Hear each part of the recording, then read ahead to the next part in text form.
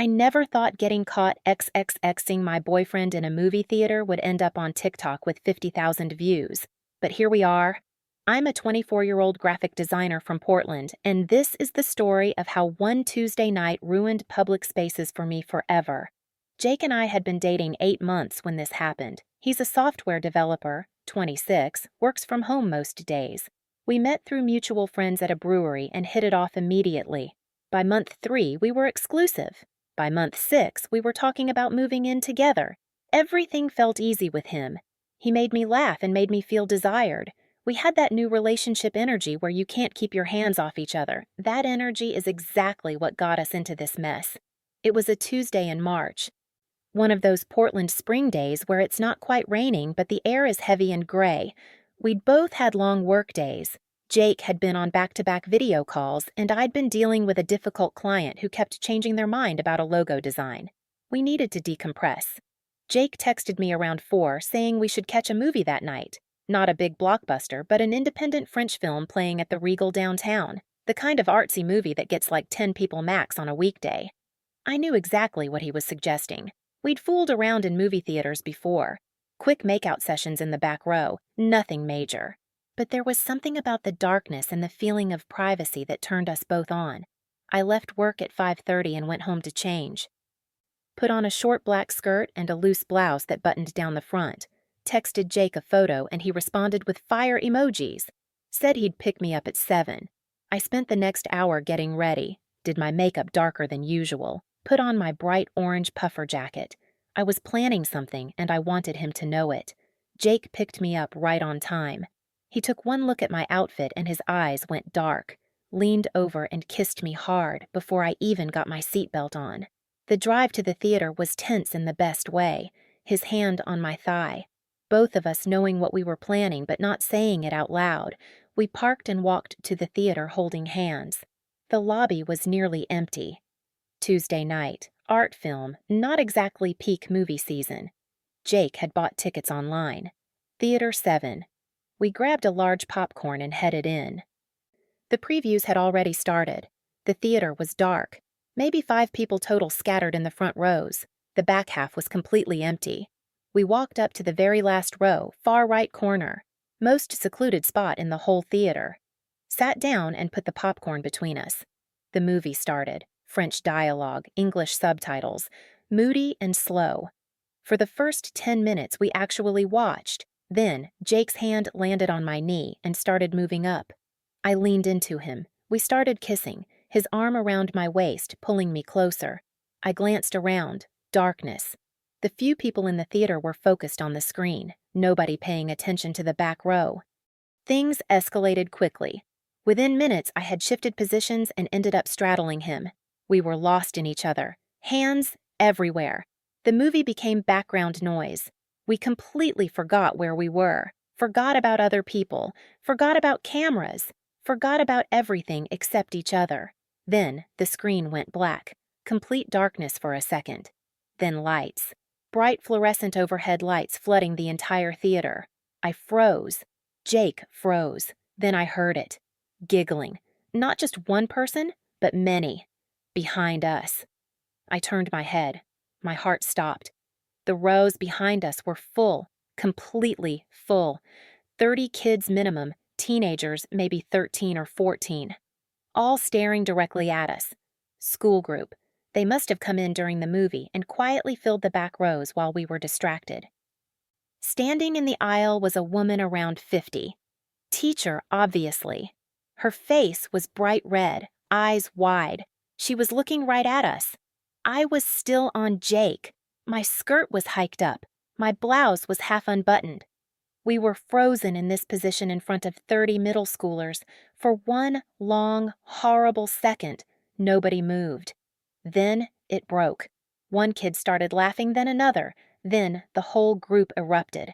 Someone yelled. Someone whistled. The teacher started marching toward us, shouting about how disgusting this was and that there were children here. The kids kept laughing. Then the phones came out. I saw flashes, heard camera sounds. Multiple phones pointed at us. I scrambled off Jake and nearly fell. My legs tangled in my skirt. I tried to button my blouse, but my hands were shaking. Jake grabbed his jacket. The popcorn spilled everywhere. I grabbed my purse. Jake grabbed my hand. The teacher was still shouting. The kids were filming and laughing. We ran, pushed past everyone, and ran down the stairs toward the exit. The kids leaned over seats watching us go. I could hear them talking about posting it. We burst into the hallway and ran toward the exit. People stared, but a manager stepped in front of us. Young guy looking uncomfortable but angry. He said he'd gotten a call from a teacher about us engaging in sexual activity in a theater with children present. My face burned. I wanted to die. Jake tried to explain, but the manager cut him off.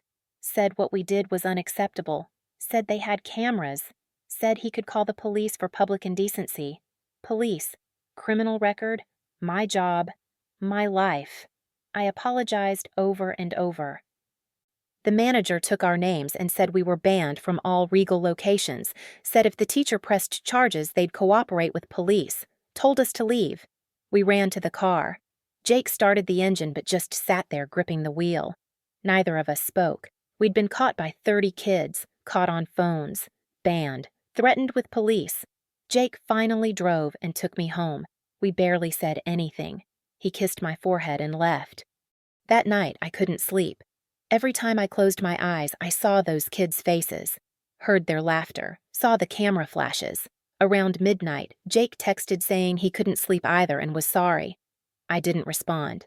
Just tried to sleep. Couldn't. Next morning, my phone was blowing up. I got ready for work like a zombie. Around 10, Jake sent me a screenshot. My stomach dropped. TikTok, a video. 15 seconds, the bright lights. 2 people in the back row, me on Jake. Then scrambling apart, running, caption about getting caught, 50,000 views, 10,000 likes, 3,000 comments. I opened the comments, hands shaking, mostly jokes and memes. But some said we were disgusting and should be arrested. My face was blurred. Jake's too, but my orange jacket was visible, distinctive. Anyone who knew me would recognize it. I ran to the bathroom and threw up. I called my best friend Sarah, told her everything. She tried to be supportive, but I could hear the suppressed laughter. She thought it was funny. Objectively, it was absurd. But living it was hell. The rest of the day, I kept checking TikTok. The video kept climbing. 70,000, 90,000. Remixes appeared, memes. I was spiraling. Jake and I texted all day. He was freaking out too, apologizing. I was angry. We fought over text. I said I needed space. We didn't talk for 3 days. Those days were torture. The video hit 200,000 views. More remixes. I deleted TikTok but kept reinstalling it. Couldn't stop checking. Sarah came over with wine, saying it would blow over. I wanted to believe her. Work was a nightmare. Every time someone looked at me, I thought they knew. I was paranoid. My boss noticed and asked if I was okay. I lied. By day 4, Jake came over. He looked terrible. Said he wasn't sleeping. Having nightmares. I said same.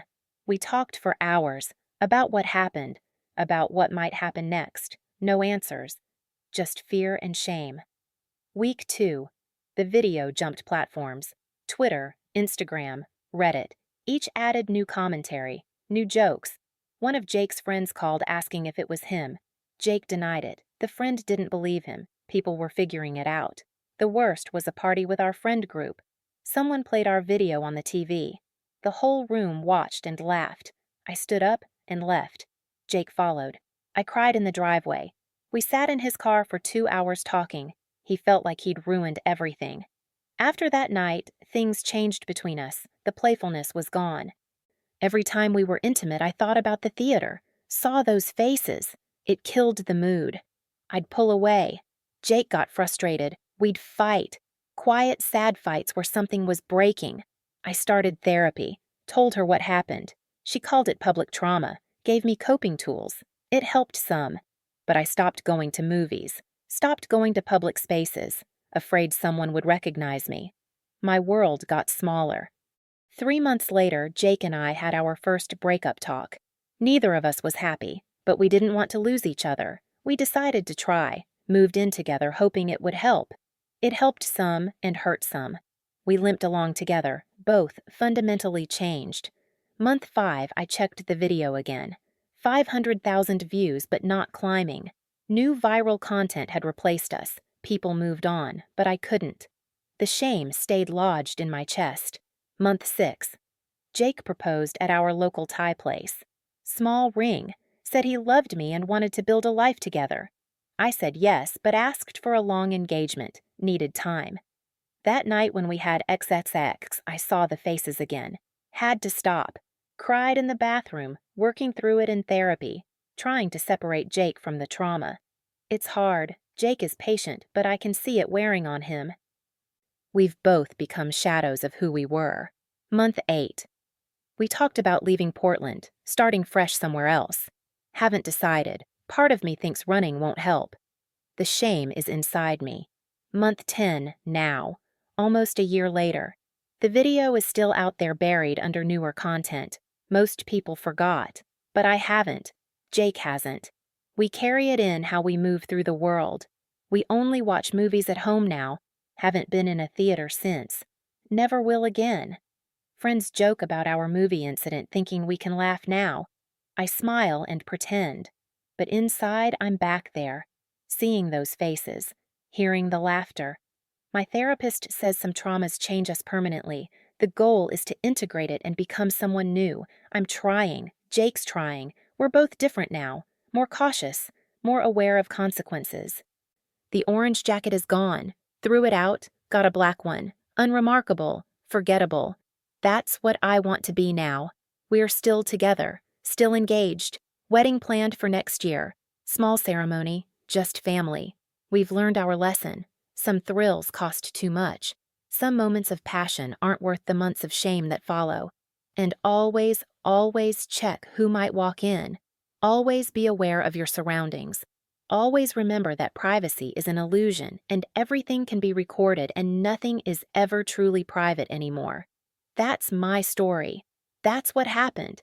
That's how one stupid decision on a Tuesday night changed everything. I'm still living with it, still processing it, still trying to move forward. Maybe someday the shame will fade to something manageable, but not yet. Not today. Today, I'm still that girl in the video. Still running down that aisle, still trying to escape what can't be escaped.